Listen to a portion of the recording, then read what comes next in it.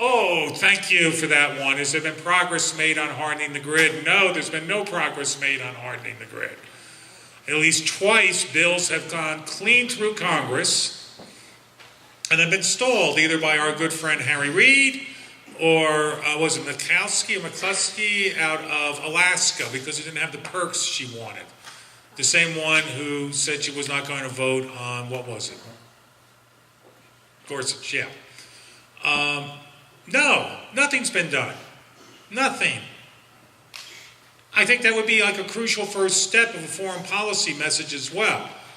If we had reacted on this when the first Protection of the Grid Act was proposed 7, 8 years ago, we would be a good distance down the highway on a secured grid. It ain't happened. That's a message to potential opponents who want to take us out with an EMP that we're still wide open. Do you remember Ronald Reagan's logic when he introduced SDI and the Soviets went berserk on SDI, Star Wars?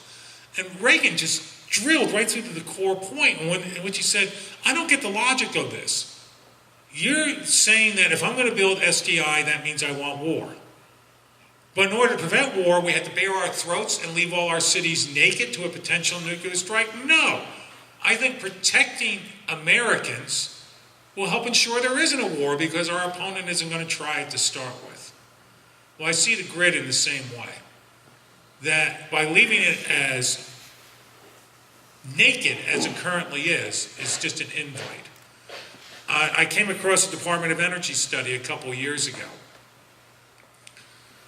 The average component in our electrical grid today is about 40 years old.